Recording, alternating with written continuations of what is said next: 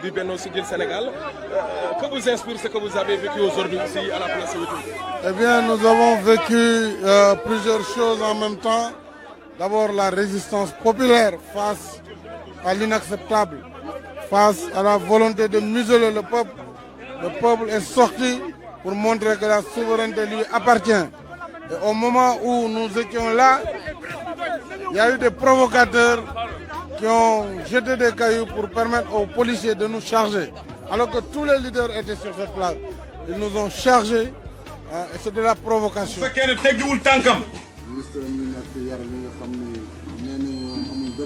nee na ministre am yoo xam ne ñàkk yaru loo xam nee na amul dara lu muy rëccu suñu tegguwul seen tànk ñoom nee na dinañ yóbbul Sénégal musiba. Que le ministre de l'Intérieur est mal placé aujourd'hui pour intervenir dans ce débat.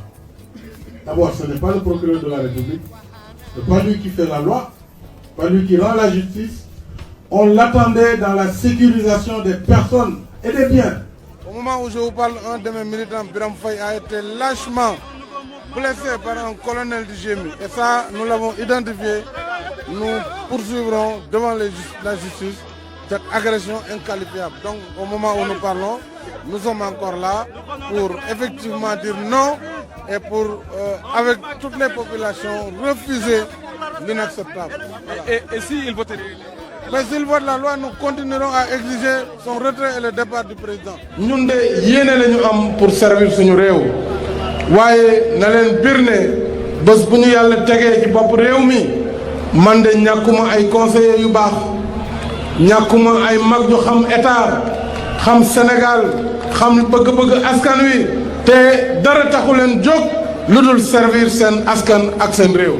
Pour répondre aux attentes du peuple sénégalais, défendre les libertés, défendre la citoyenne et les citoyens, protéger le peuple contre la famine, ramener les valeurs et les vertus qui font la force d'un peuple, parce qu'un peuple entre à décadence dès lors qu'il commence à tourner le dos aux valeurs qui devraient faire sa propre grandeur. Il a échoué, puisque depuis quelque temps, les signes annonciateurs d'une violence étaient perceptibles et l'État n'a rien fait. wala ñun yow nga toog ne rek ci biir climatiseur rek nga ne yor naa décret dama koy folli. nee na ba pare ñu naan ñoom ñi nañu rey benn nit pour ñu tiit.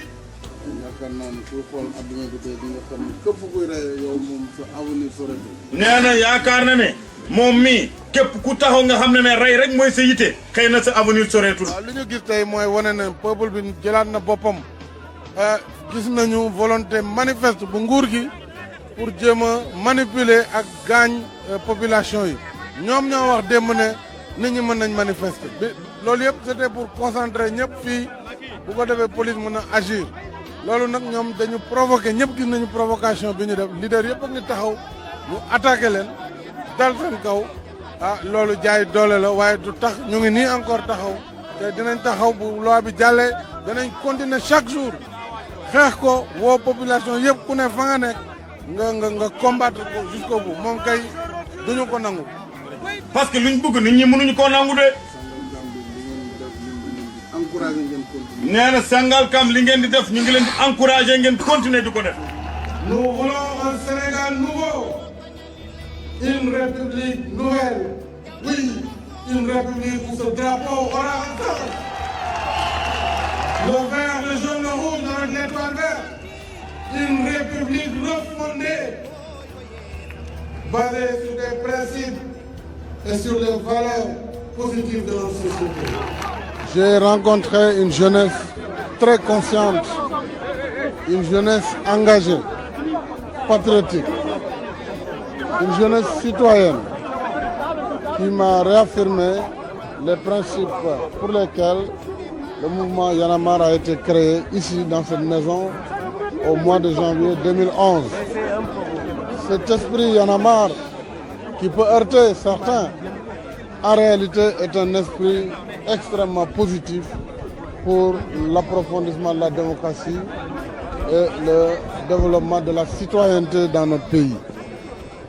Fadel Barro et ses amis ont montré leur choix irrévocable de poursuivre le combat qui a été entamé depuis plusieurs mois à travers ce second tour de l'élection présidentielle. Ils ont dans ce cadre décidé, à travers l'opération Dogali, de poser le dernier jalon et donc de soutenir ma candidature pour une victoire du camp du peuple. Tabaski ñaari rakk la rakk bu njëkk bi day nekk juróom-ñaari kàmbar mu nuroog nag mandaam bu njëkk bi di juróom-ñaari at rakk ñaareel bi war a nekk juróomi kàmbar moom mu am mandat ñaareel muy juróomi at waaw bu paree lu mu ciy teg asalaamaaleykum léegi moom nee na du sëlmal nee nañu ko subhanallah imam ne du dégg imam subhanallah mu ne du ma dégg damay kàmbarat non pour un troisième mandat